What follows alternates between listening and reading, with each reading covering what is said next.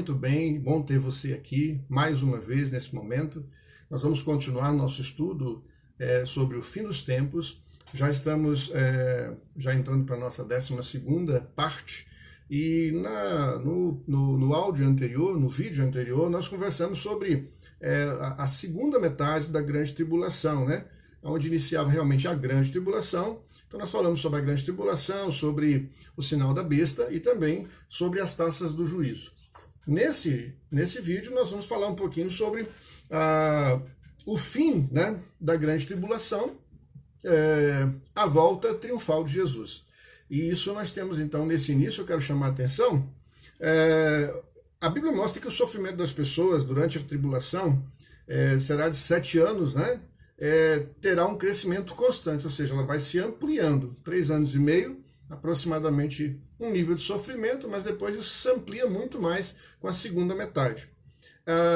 A abertura dos selos do juízo, né, causarão derramamento de sangue, crise de fome, morte, insegurança, problemas econômicos, e, enfim, um grande terremoto também, e abalos sísmicos que alterarão toda a vida normal como nós a conhecemos. Nesse momento, como estamos vivendo um momento de pandemia, dá para a gente ter uma noção mínima de como qualquer evento dessa natureza pode gerar problemas grandes e sérios. Aliás, eu já mencionei em vídeo anterior, né, que os cientistas dizem que a qualquer momento, né, não se sabe exatamente quando, mas se sabe que em algum momento acontecerá, ou seja, há uma probabilidade enorme de que a qualquer momento um desses incidentes, né, cósmicos atingirem o planeta Terra e nós sermos dizimados, como diriam, né, ter sido os dinossauros. Enfim, há uma série de teorias e de formas, se você assistir, inclusive nas televisões particulares, né, por assinatura, você vai ver várias séries que falam sobre possibilidades dos fins do mundo. Desde uma pandemia, como está acontecendo agora, até mesmo eventos catastróficos, mudança do eixo da Terra, enfim, todo tipo de simulações possíveis. E é interessante que boa parte dessas possibilidades está também descrita na Bíblia, no livro de Apocalipse. Por isso que ele assusta tanto as pessoas. Bem, hoje nós estamos falando sobre o término da grande tribulação, um pouquinho nos preparando aí para a volta de Jesus. Então, logo em seguida a esse grande terremoto, tem o toque das trombetas e juízos e as suas consequências. E aí vem o quê? O mar transformado, né, em sangue, a água dos rios tornando-se amargas, ou seja, não podendo ser utilizada para uso direto, né? Abalos cósmicos, surgimento de escorpiões demoníacos e a morte da terça parte da humanidade. Bem, isso é Apocalipse 8, versos 6 a 9 e verso 21. Na sequência, ainda virão as taças do juízo, que nós falamos anteriormente, ou seja, terríveis úlceras, água sendo transformada em sangue, todas as criaturas do mar morrendo, ou pelo menos a grande parte, né? As pessoas serão queimadas pelo sol, a terra mergulhará em profunda escuridão. Isso gerará, além de queimar, depois vem o frio, né, por conta da falta dos raios solares aqui na Terra. Enfim, um terremoto devastador. Isso tudo declarado em Apocalipse 16. Acontecendo um episódio desse, nós vamos para uma outra, a quarta situação, que se torna ainda pior a situação dos homens aqui na Terra. Ou seja, quando finalmente as pessoas traumatizadas se reunirem para uma batalha catastrófica chamada de Armagedon. Em Daniel 11, 40 a 55 também fala sobre isso, mas em Apocalipse, no capítulo 16, versos 14 e 16. Isso acontecerá exatamente no final dessa grande tribulação, já no finalzinho, né, que antecede um pouco a volta de Cristo e exatamente o início do milênio. Então a palavra Armagedon significa literalmente o Monte do Meguido, né, e se refere a um local que fica a cerca de 95 quilômetros ao norte de Jerusalém.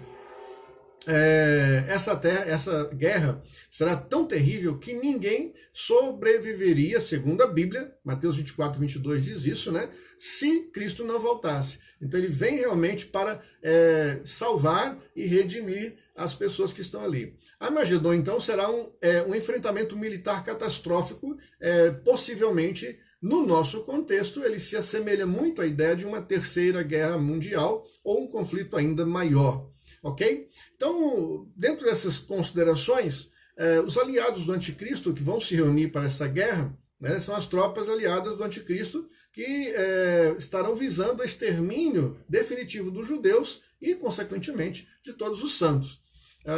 Diz a palavra em Apocalipse 16, 14, 16, assim, ó: se dirigem aos reis do mundo inteiro, o fim de ajuntá-los para a peleja do grande dia do Deus Todo-Poderoso. Então, os ajuntaram no lugar, em hebraico, se chama Armagedon. Essa reunião, aproximadamente de diversas nações, se cercarão Israel, Jerusalém, e estará pressionando os judeus, né, o povo de Deus. O rio Eufrates, então, secará e será permitido, então, as tropas atravessarem de forma muito mais natural, né, a seco, para fazer essa grande investida militar. O maior rio em extensão da Ásia, né, com quase 2.800 quilômetros. Imagine ele nasce lá na Turquia e corre em direção ao mar Mediterrâneo. Em seguida, volta-se a direção para o sul, percorre mais 1.600 quilômetros. Então, muitas cidades antigas ficavam à margem desse rio, incluindo Ur e Babilônia.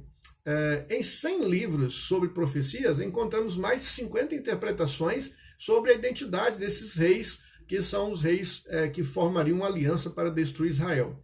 A melhor explicação, e mais simples, segundo o Dr. John F. Walworth, é que se trata dos reis ou governantes do Oriente ou ainda do Ocidente que tomarão parte numa última guerra mundial, ou seja, uma grande aliança, né? Os aliados, na verdade, contra o povo de Deus. Essa iniciativa, né, eleva a divisa mais importante entre a Terra Santa e a Ásia. Os exércitos dos povos do Oriente, em sua marcha,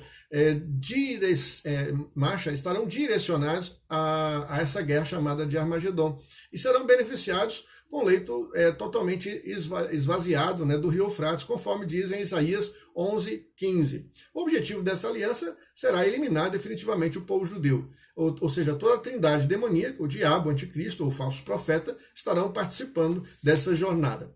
É aí que acontece uma segunda fase nesse contexto, onde o anticristo reconstruirá a cidade de Babilônia e se tornará o centro mundial para comércio e religião. O anticristo, então, instalará o seu quartel-general em Jerusalém. Em algum momento dessa segunda metade da tribulação, o anticristo transfere sua sede principal para a Babilônia e o qual se tornará, então, o centro comercial do mundo.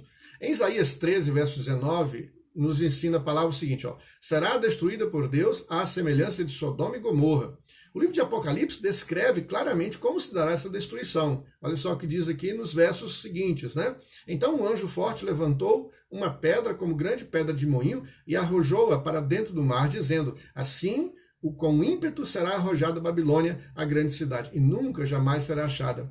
E voz de arpistas de músicas, de tocadores de flautas, de clarins, jamais em ti se ouvirá, nem artífice algum de qualquer arte jamais em ti se achará, e nunca jamais em ti se ouvirá o ruído de pedra de moinho. Então haverá um grande conflito. E no momento em que a Babilônia será destruída, ao final da tribulação, então o anticristo já não estará na cidade, e ele ficará sabendo disso através dos seus auxiliares. Lá, segundo Jeremias, capítulo 50, 43, dá para entender mais ou menos essa noção. A terceira fase desse evento, exatamente para a guerra, é que Jerusalém é conquistada e também devastada, né? A segunda fase do Armagedon fica caracterizada pela destruição de Babilônia, que é a capital do anticristo, e todas as nações do mundo se unirão contra Jerusalém. Estados Unidos, por exemplo, após o arrebatamento da igreja, né, pode se tornar um dos aliados do Império Romano das Nações Unidas. Ou, de repente, seria o último parceiro, né, historicamente, que poderia romper com Israel, segundo alguns estudiosos, até mesmo os Estados Unidos, que sempre foi parceiro comercial e defendeu Israel, nesse momento se aliará contra Israel por causa de uma investida. Os exércitos do anticristo sairão em vantagem imediata, então, porque eles realmente com a intenção de destruir, né, o povo de Deus através do seu falso Messias. Aí vem uma quarta fase, onde o anticristo vai para o sul perseguir o remanescente judeu. A gente já descreveu isso no episódio anterior, né? O anticristo então perseguirá os judeus remanescentes, e esses ficarão sob ameaça de extinção, justamente pelo fato das tropas naquela região ser um local muito acidentado, e com isso chegaríamos à quinta fase dessa guerra chamada Armagedon, que é exatamente quando Israel então se livram da cegueira espiritual e começam a clamar por Deus, começam a clamar por socorro, pelo Messias Jesus Cristo. E então haveria, e no caso, né, ou haverá, um renascimento nacional.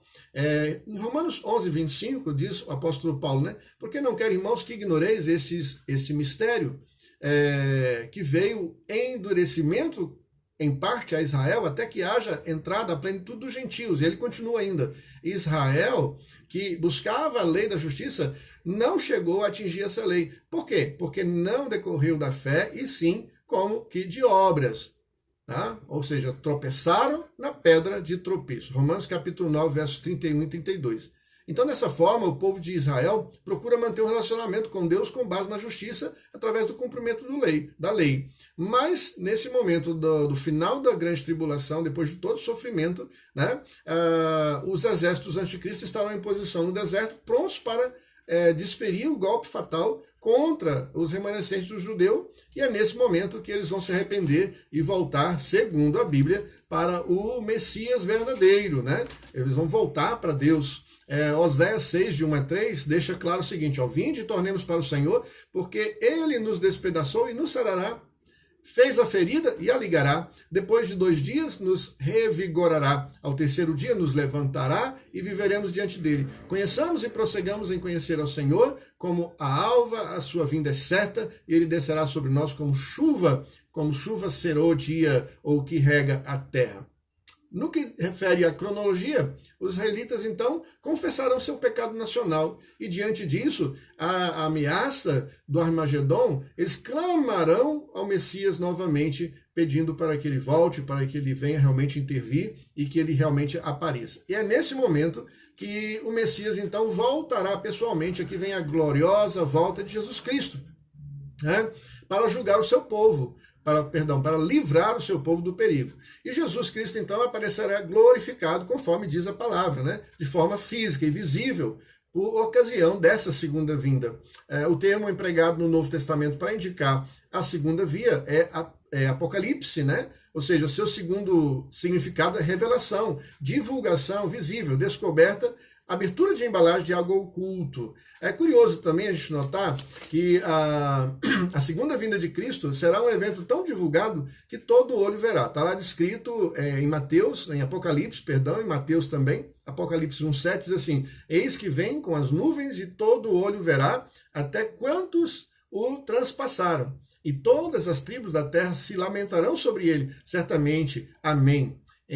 Também em Mateus 24, 30, diz: Jesus também falou a esse respeito. Então aparecerá no céu o sinal do Filho do Homem. Todos os povos da terra se lamentarão e verão o Filho do Homem vindo sobre as nuvens do céu com poder e muita glória.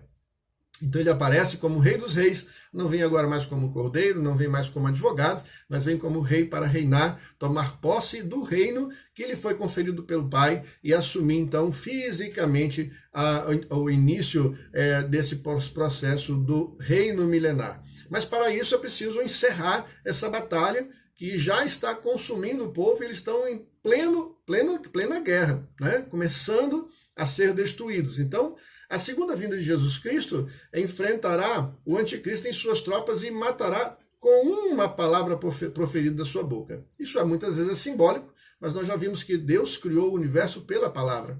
Então, pela palavra também será destruída, uma palavra de sua boca será suficiente para destruir todos os inimigos. O que diz em Apocalipse fala o seguinte: vi o céu aberto e eis um cavalo branco, e o seu cavaleiro se chama Fiel e Verdadeiro, e julga e peleja com justiça. Os seus olhos são chama de fogo. Na sua cabeça há muitas diademas. Tem um nome escrito que ninguém conhece, senão ele mesmo. Está vestido de um manto tinto de sangue. O seu nome se chama o Verbo de Deus.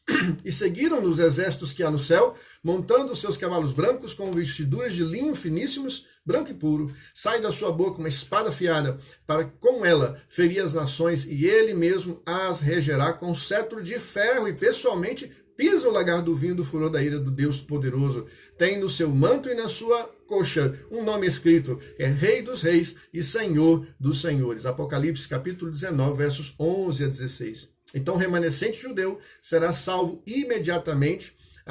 Os judeus então chamarão, líderes chamarão realmente o remanescente ao arrependimento e ao clamar a Jesus, a aclamá-lo como Senhor, e acontecerá então a sua vinda, e ele será então dominador nesse momento. Ele se tornará totalmente potente e poderoso para enfrentar e para vencer e anular o poder do anticristo. Então o anticristo será dominado e se tornará impotente diante do verdadeiro Jesus. Tá? O confronto do anticristo, do Cristo com o anticristo. E aí vem essa oitava fase, que é a vitoriosa, a vitória, né, poderosa do Senhor. Nessa campanha então do Armagedon, que estarão sobre o Monte das Oliveiras, né? Quando o Senhor Jesus estiver sobre o Monte das Oliveiras, haverá alguns acontecimentos devastadores para encerrar o período da grande tribulação. Um deles aqui, para a gente fechar esse episódio de hoje, é um terremoto de dimensões globais, que seria maior ainda de todos os outros, onde toda a Terra seria o impacto, e montes se aplanariam, segundo a Bíblia nos ensina, ilhas desapareceriam, e a topografia da Terra sofreria uma alteração drástica. Jerusalém seria dividida em 3 áreas, o Monte das Oliveiras também seria em 2 partes e surgiria um vale, e uma saraivada sem precedentes se abateria do céu, onde o sol e a lua se escureceriam. Isso mais uma vez acontecendo já no final da grande tribulação. E aí chega o final. No entanto, haverá juízos pendentes, o juízo das nações, conforme Mateus 25, 31, 46, o juízo sobre Israel, lá em Ezequiel 20, fala sobre isso. Ambos ocorrerão ainda no restabelecimento do reino milenar de Cristo. E após isso aí, então, é que você tem um processo que nós vamos falar no próximo vídeo sobre uma transição de 75 dias e o início realmente do reino milenar. Deus te abençoe. Até o próximo episódio. Eu conto com você novamente para a gente concluir essa história linda.